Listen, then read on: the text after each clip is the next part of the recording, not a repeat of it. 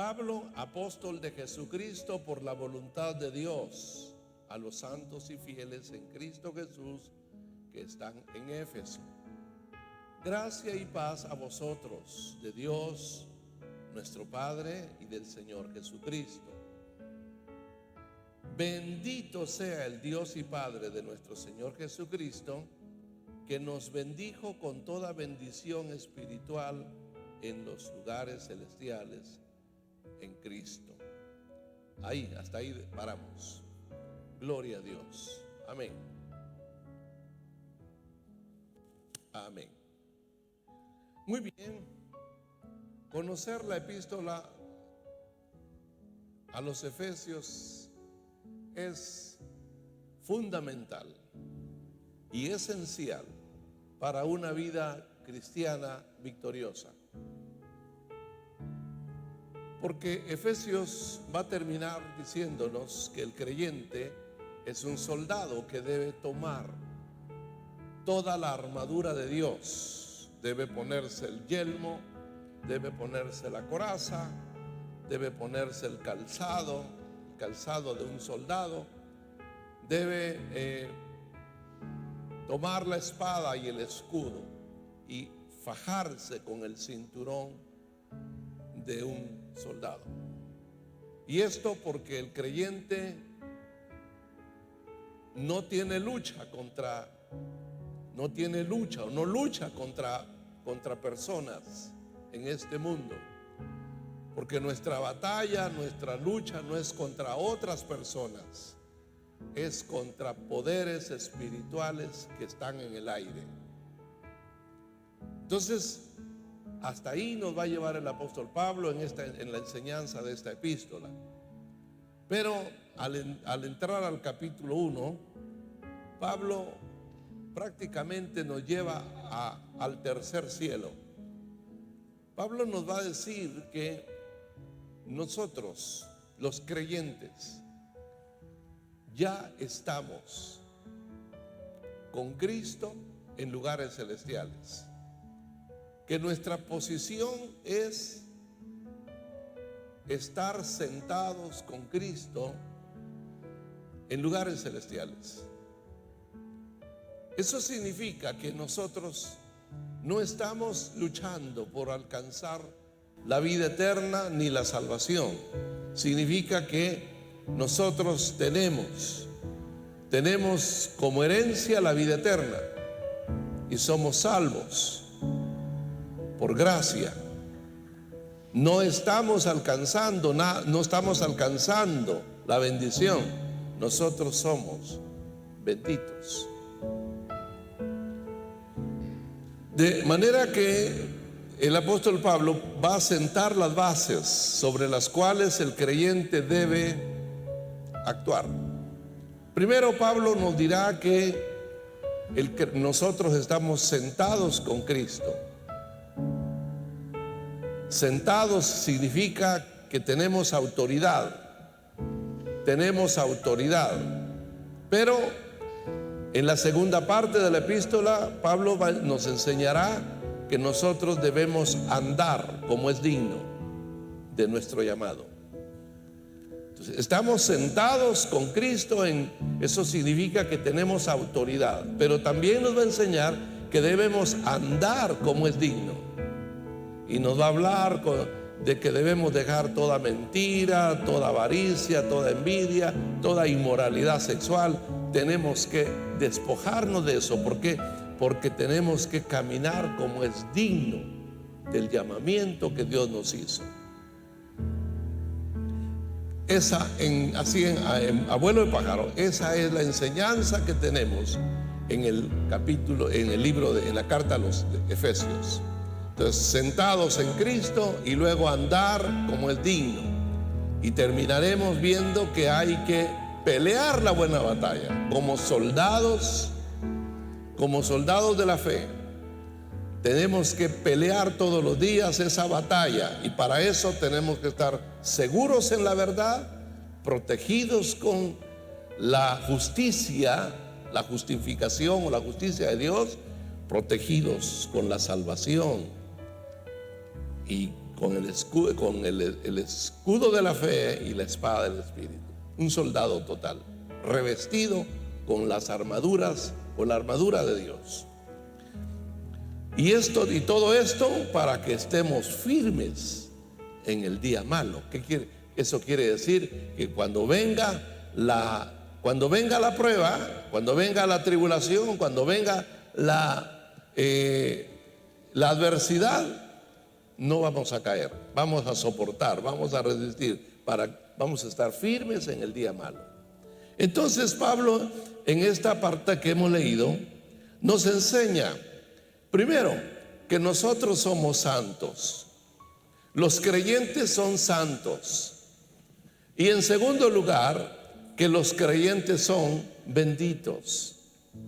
Esto es fundamental en la vida cristiana. Somos santos y benditos. Somos santos. En la religión que conocemos históricamente, los santos son aquellos que hacen obras de caridad, obras meritorias, obras que sirven de testimonio y después que se les atribuye algún milagro por ahí. Y luego los beatifican. Y de la beatificación ya los pasan a una serie de escrutinio y de examen y de investigación. Y luego ya pues los declaran santos. Eso quiere decir que los llevan a los altares. Ahora ya ese muerto, porque es un muerto, ese muerto ya le van a hacer una imagen, lo llevan a los altares. Ahora sí ya le pueden pedir. La gente le puede pedir porque esa persona ha sido declarada por la iglesia un santo. Ese es el concepto. Pero Pablo le escribe a los hermanos de Éfeso, como también le escribió a los de Filipos, a los corintios, y a todos ellos les dijo que ellos eran santos. No que estaban alcanzando la santidad, ellos eran santos. Así dice el pasaje: Pablo, apóstol de Jesucristo por la voluntad de Dios, a los santos y fieles.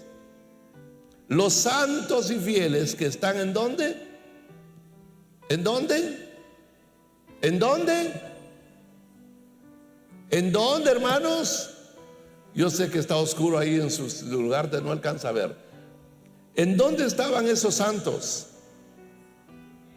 En Éfeso. ¿En dónde están los santos ahorita? Están en todo lugar donde hayan creyentes.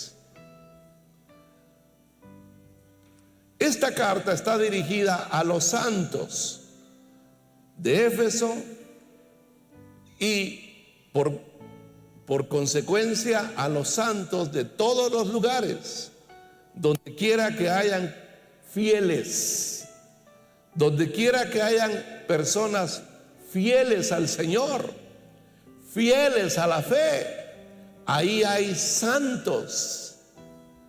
Yo no sé cuántos santos hay aquí.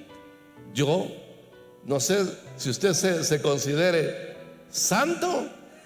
¿Cuántos santos estamos aquí presentes? Santos, santos. A ver, hermano, yo quisiera que usted tenga esa convicción. Yo soy santo. Usted dirá, ay, quién sabe, pero la Biblia dice que yo soy santo. Lo vamos a ver. ¿Y usted? Somos santos, santos en Cristo. ¿Sabe qué quiere decir la palabra santo? Apartado, apartado. Este mueble no lo podemos usar como una mesa, no lo vamos a usar como un juego para jugar cualquier cosa. Esto está dedicado a la predicación. Podríamos decir que esto está apartado para un uso especial, dedicado a Dios. Entonces, las cosas en el Antiguo Testamento, el altar, la mesa, el candelero, el arca, todo estaba dentro del santuario. Eran cosas, objetos santísimos, porque estaban separados, exclusivos para Dios. Entonces, pero ahora la Biblia dice que los santos son los creyentes. Usted y yo somos esos santos del Nuevo Testamento. Cuando hablamos del Antiguo Testamento, a veces decimos, los santos del Antiguo Testamento son Abraham, Isaac, Jacob, Moisés, Samuel, José, David, Elías, Jeremías, Isaías, Daniel. Ellos forman la lista de los santos del Antiguo Testamento, porque sus nombres están ahí. Pero los santos del Nuevo Testamento, ¿quiénes son? Somos nosotros. Nosotros somos los santos del Nuevo Testamento. Muy bien, somos santos. A los santos y fieles que están en Guatemala, en Escuintla, en Santa Lucía, ahorita en Montesión. A nosotros nos ha llegado esta epístola, esta carta.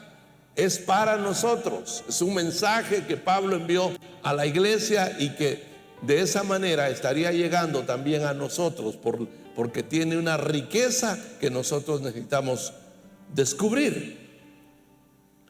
Bien, gracia y paz a vosotros de Dios nuestro Padre y del Señor Jesucristo. El versículo 2 dice que Dios es nuestro Padre.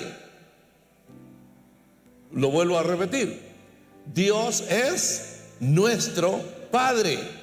Y el versículo 3 dice que Dios es el Padre de nuestro Señor Jesucristo. El verso 2 dice que Dios es nuestro Padre.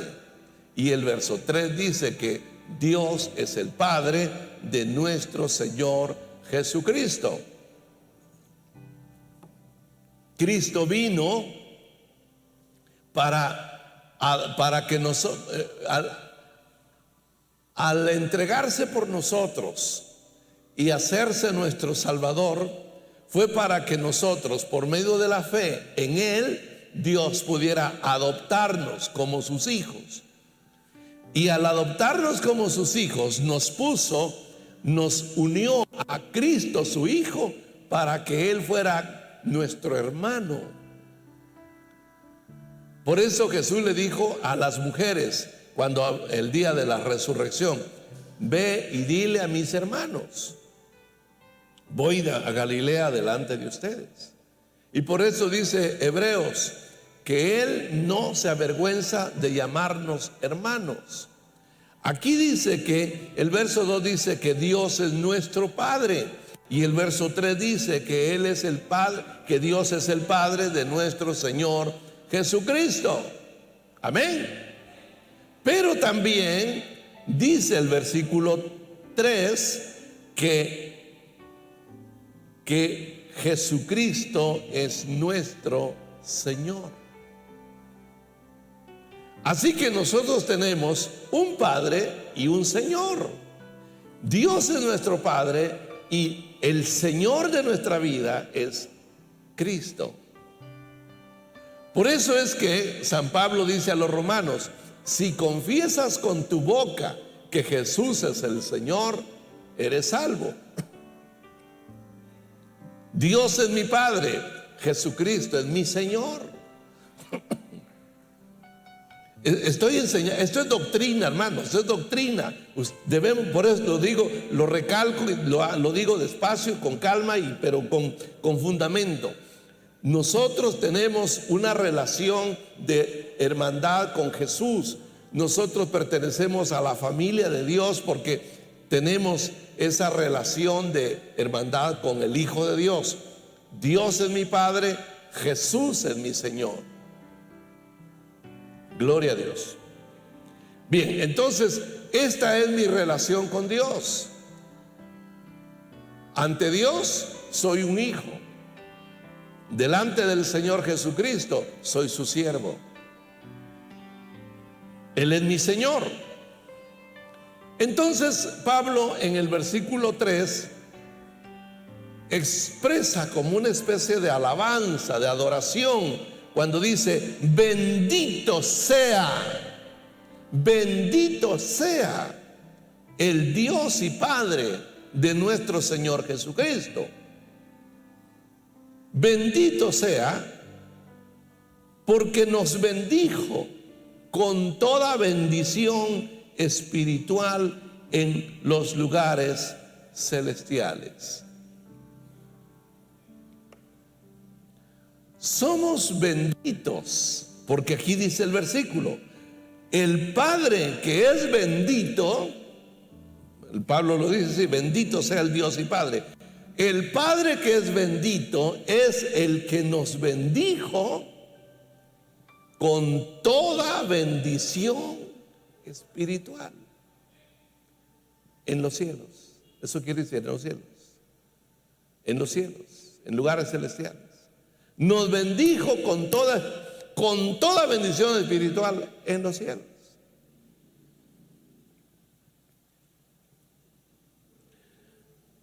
Esta bendición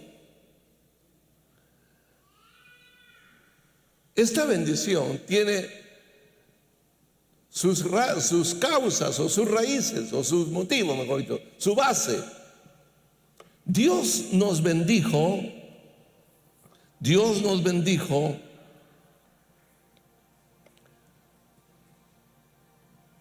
en el momento en que nos escogió. Somos benditos porque Dios nos escogió. Dice el versículo 4, según nos escogió en Él, es decir, en Cristo. En Cristo Dios nos escogió, por eso somos benditos. ¿Por qué soy bendito? Porque Dios el Padre me escogió. Aleluya. Esa es la razón por la que soy bendito, porque Dios me escogió, nos escogió en Él, en su amado Hijo. Él nos escogió. En segundo lugar, soy bendito porque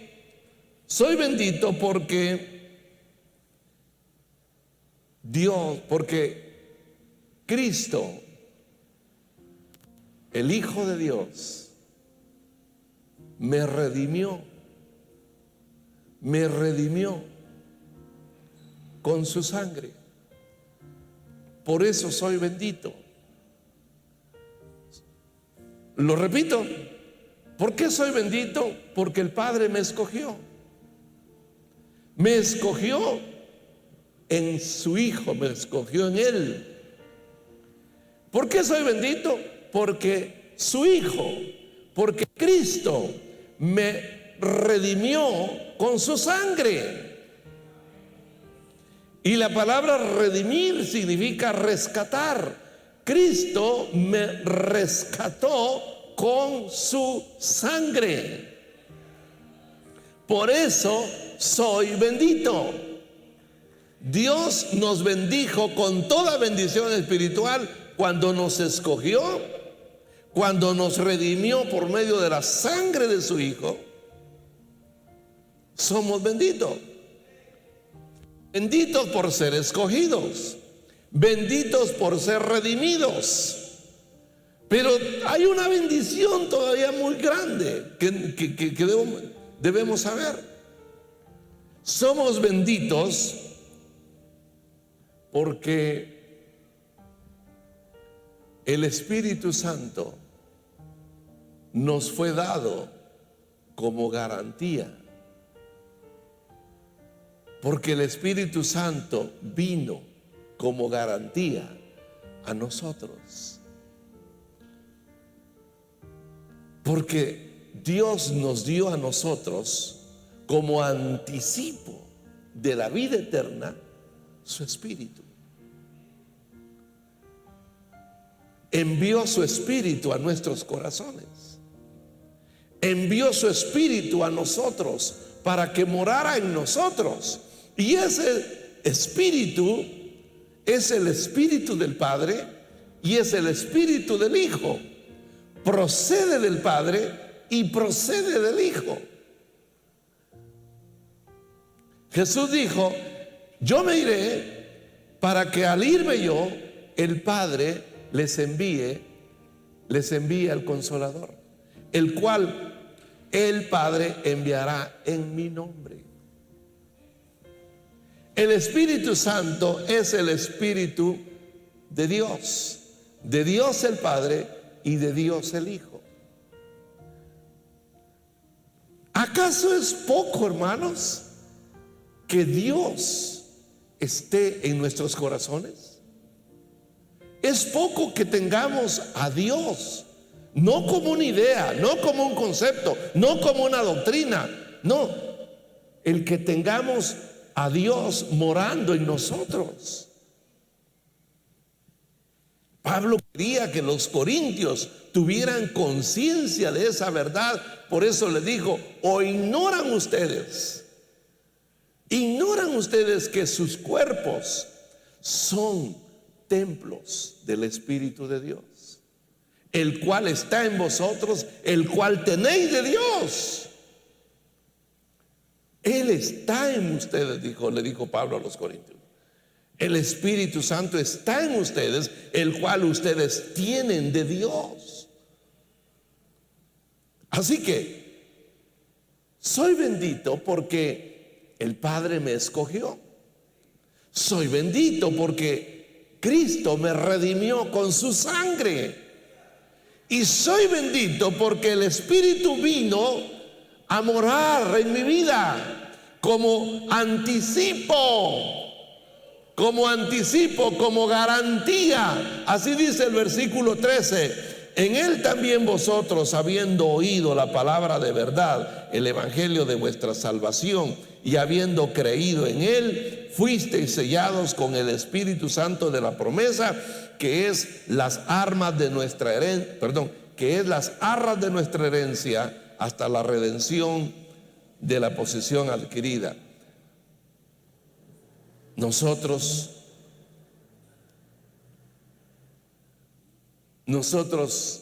esperamos la redención total de nuestros cuerpos. Esperamos la redención total de nuestros cuerpos para tomar posición, para tomar posesión de la herencia eterna. Pero mientras eso está todavía por cumplirse, Dios puso en nosotros su Espíritu como arras. Las arras son es aquello que se usa en un convenio, en un contrato, en un negocio. Es el anticipo que una persona le da a alguien que va a vender, como garantía de que el que vende no se retracte, y como garantía de que el que compra no puede fallar en pagar lo que falta, porque si no pierde el anticipo. Esas son las arras. Así que, según dice el verso 4, que Dios nos escogió. Dice el verso 7 que tenemos redención por su sangre en Él, en Cristo. Tenemos redención por su sangre.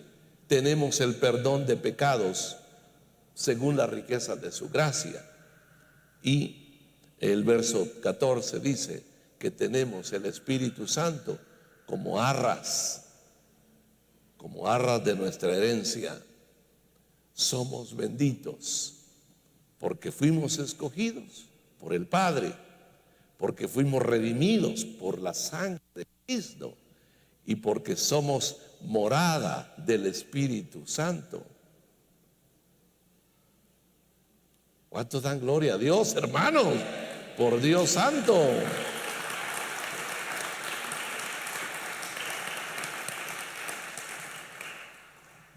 Como ve usted, el mismo contexto me dice que la bendición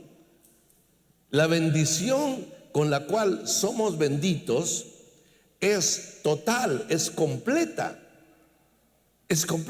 no hay más. Cuando Isaac bendijo a Jacob en lugar de Esaú,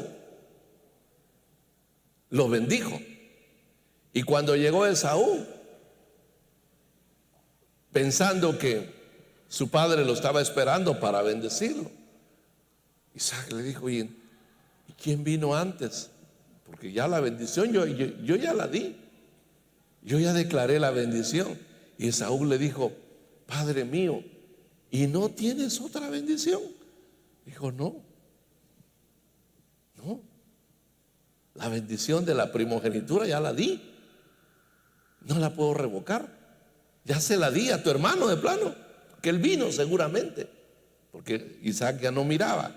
Ustedes saben la historia, como Jacob, ayudado por su mamá, engañó a su papá. Pero el punto es ese: ya no había bendición. La bendición era total, era íntegra, era completa. Dios nos bendijo con toda bendición en los cielos. Escogidos, redimidos y habitados por su presencia. ¿Le parece poco? A ver, yo le diré contésteme, por favor, no me palmee, contésteme, ¿sí o no? ¿Le parece poco? Pero con fuerza, hombre. ¿Le parece poco? No. ¿Es mucho? Sí. Fuimos escogidos, somos redimidos y somos habitados por la presencia de Dios. Eso es plenitud. Eso es toda bendición. ¿Qué más? ¿Qué más? Ya no hay más. No hay más. Ya no existe más bendición que esa. Eso es todo. Gloria a Dios. Aleluya.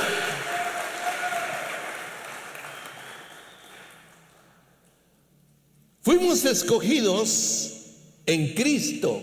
¿Cuándo? Antes que el mundo fuera hecho. Aleluya. Antes de la creación del mundo fuimos escogidos. ¿Para qué nos escogió Dios? Para que fuéramos santos y sin mancha. Por eso cuando le digo somos escogidos, somos santos. A nosotros no nos van a canonizar nunca. No nos vamos a llegar ni a beatos. ¿Qué eso qué importa? Porque a nosotros no nos va a declarar santos ningún hombre, ninguna institución. A nosotros nos declara santos la palabra de Dios. Nosotros somos santos por la palabra de Dios. Porque lo más seguro es que aquellos que son declarados santos por una institución no son santos, son ídolos. Los verdaderos santos son los fieles en Cristo. Dios nos escogió para que fuéramos, nos escogió en un tiempo del cual no sabemos, antes de la creación del mundo. El mundo no existía cuando Dios ya nos había escogido, y nos escogió para que fuéramos santos y sin mancha. Y sin mancha. Y lo hizo en amor, dice el versículo 5. Lo hizo en amor. Es decir, no lo hizo solo por voy a ver si me sale, como un experimento. No lo hizo por un capricho. No lo hizo simplemente por tener algo en que ocuparse. Lo hizo en amor. Nos amó. Lo hizo en amor, habiéndonos predestinado para que fuéramos adoptados sus hijos por medio de Jesucristo, según el puro afecto de su voluntad. ¿Por qué lo hizo? Porque le agradó. ¿Por qué lo hizo? Porque Él quiso hacerlo, pero lo hizo en amor. Nos amó y nos escogió para que fuéramos santos y sin mancha, y por medio de su Hijo fuéramos adoptados hijos de Él, escogidos por Dios. Aleluya. Nos escogió, nos hizo, nos adoptó por el puro afecto de su voluntad. Es como que si dijéramos, nos adoptó porque le dio la gana de adoptarnos. Para alabanza de su gloria, para alabanza de la gloria de su gracia, con la cual nos hizo aceptos en el amado. Para eso, eso fue todo. Para alabanza de la gloria de su gracia. Él quería que nosotros fuéramos sus hijos. Para alabar esa gracia, para alabar ese amor, para darle gloria por esa gracia, por ese favor, por ese amor tan grande, con la cual nos hizo agradables en el amado. ¿Qué más seguridad queremos tener? Benditos con toda bendición espiritual en los cielos. Benditos porque nos escogió, y benditos porque nos redimió con la sangre de su Hijo, y benditos porque puso en nosotros su Espíritu como garantía de que Él va a cumplir lo que falta. ¿Cuánto dan gloria a Dios? Aleluya, aleluya.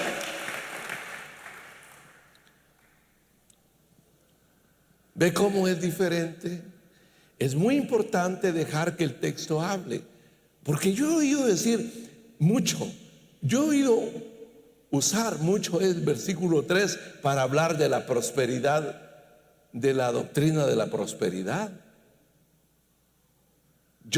La bendición ya está ahí. La bendición solo hay que apropiársela, solo hay que hacerla venir a la realidad, a lo visible.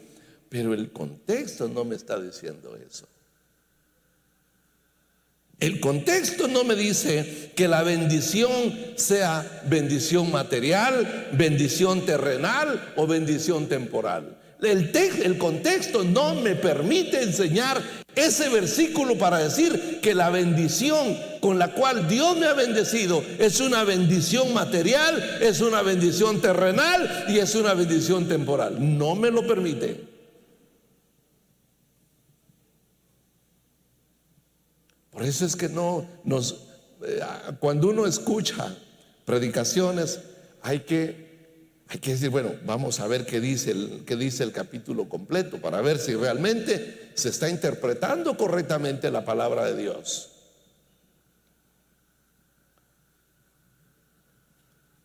El contexto me dice que yo soy bendito con toda bendición espiritual. Es cierto, soy santo y soy bendito, pero la bendición es espiritual, es celestial y es eterna.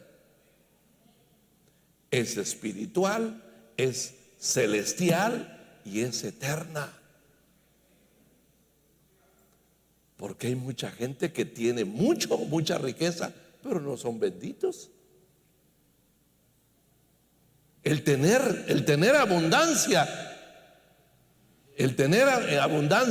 de materiales, de cosas materiales, no es sinónimo de bendición, no siempre.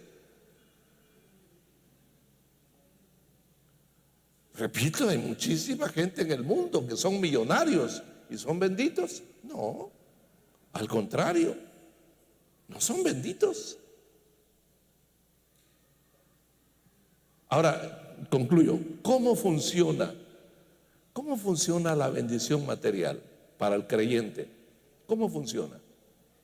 Bueno, hace poquito estábamos estudiando la segunda carta a los Corintios, y Pablo exhortó a los corintios de ser irresponsables y tacaños, porque ellos teniendo abundancia económicamente, no habían reunido la ofrenda para los santos de Jerusalén, y les puso como ejemplo las iglesias de Macedonia, que a pesar de su extrema pobreza y de su gran tribulación, ellos no solo dieron, sino le rogaron a Pablo que se les permitiera dar. ¿Se acuerdan ese día que dijimos que aun cuando estamos en extrema escasez, siempre hay algo por ahí que guardamos? Y ellos, eso hicieron los macedonios, dieron, no se quedaron sin dar. Pero hay un detalle más. Cuando Pablo le escribe a los filipenses eran de Macedonia. Filipos eran los macedonios, de donde los que habían puesto el ejemplo a los corintios, de que habían reunido para los pobres de Jerusalén. Entonces los macedonios eran los filipenses, los tesalonicenses, los de Berea. Cuando Pablo le escribe a los hermanos de Filipos, carta a los filipenses, les da las gracias porque ellos hasta ese momento lo estaban sosteniendo en el ministerio.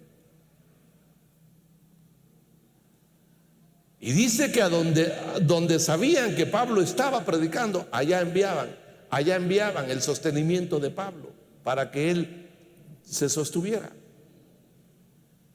Y entonces Pablo, en su carta a ellos, les agradece. Y mire, voy a leer eso porque es muy importante. Les dice a los hermanos de Filipos, que son los hermanos de Macedonia, les dice: pues aún a Tesalónica me enviasteis una y otra vez para mis necesidades. O sea, ya no solo a los santos de Jerusalén, ahora ellos estaban enviándole a Pablo para sus necesidades. Dice Pablo: no es que busque dádivas, sino que busco fruto que abunde en vuestra cuenta. Pero todo lo he recibido y tengo abundancia. Estoy lleno, habiendo recibido de Epafrodito lo que enviasteis, olor fragante, sacrificio acepto y agradable a Dios. Y aquí viene lo que quiero que entendamos. Mi Dios pues suplirá todo lo que os falta conforme a sus riquezas en gloria en Cristo Jesús. ¿Quiénes eran los filipenses? Eran los macedonios, de los cuales Pablo dijo estaban viviendo o pasando una etapa de extrema pobreza. Pero eran generosos. Ellos eran tan generosos. Y cuando Pablo les dice: mi Dios pues suplirá todo lo que os falta, no les está diciendo ustedes tienen que dar para recibir. Ustedes han dado, entonces Dios va a suplir. ¿Y qué quiere decir la palabra suplir? Suplir es completar, suplir es remediar, es poner lo que falta. Dios hará siempre eso con sus santos. Dios siempre hará eso con aquellos que Él ha escogido, que son sus redimidos. Dios hará eso con su pueblo. Él siempre va a remediar. Él va a remediar el problema. Siempre va a completar lo que falta. Siempre hemos tenido momentos en los que no sabemos cómo ajustar. Tenemos una parte, pero no sabemos cómo ajustar, y ya se acabó el tiempo y nos presionan y no sabemos qué hacer. Dice Pablo: mi Dios remediará, Él completará, pondrá lo que falta. ¿Cómo? Él lo sabe hacer. Ahí es donde entra la fe. Ahí es donde usted y yo, como escogidos, como redimidos, como santuario de Él, como gente bendita, gente santa, dependemos de sus promesas y sabemos que Él no nos dejará avergonzados. Jamás, jamás. Él siempre resolverá el problema. De alguna manera, nunca sabremos, porque no hay reglas en esto. La fe opera de una manera maravillosa. Usted no sabe cómo lo hará, pero lo hará el Señor. Así es como funciona. Somos gente bendita.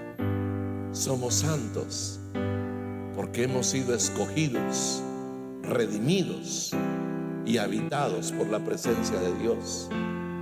Dios se hará cargo, o Él pondrá siempre lo que haga falta. Él suplirá lo que falta, siempre, siempre. Por eso usted y yo debemos estar tranquilos, como Pablo le dice a los filipenses: por nada estén afanosos, por nada se afanen. O sea, no se preocupen por nada. Al contrario, den gracias. Den gracias porque el Dios que nosotros, al que servimos, está cerca de nosotros. Él está cerca de nuestro problema, cerca de nuestra necesidad. Él conoce, Él ve de cerca mi tribulación. Él la conoce. Acuérdese de esto: usted es santo y bendito. Usted es santa y bendita. Usted es una persona santa y bendita porque Dios la escogió. Dios la redimió con la sangre de su Hijo y envió a su Espíritu para que, como un anticipo de la gloria que ha de venir y que va a ser manifestada en nosotros. ¿Cuántos dan gloria a Dios, hermano? ¿Cuántos alaban a Dios de verdad? Aleluya, gloria a Dios. Bendito sea el Señor. Con mucha razón podemos decir como Pablo: bendito sea el Dios y Padre de nuestro Señor Jesucristo. Padre nuestro.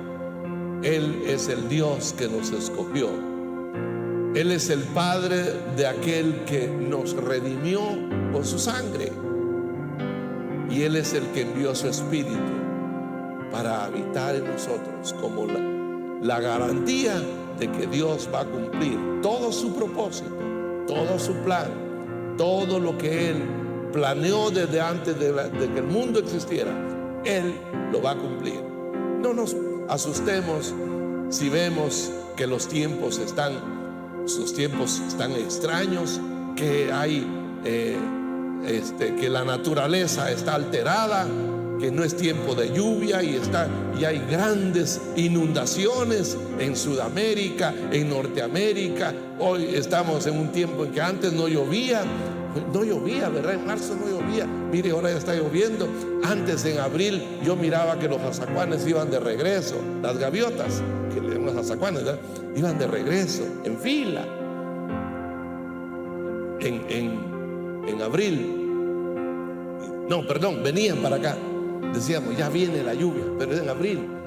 Y luego en septiembre, finales de septiembre, mirábamos que iban de regreso y decíamos, ya se va el agua.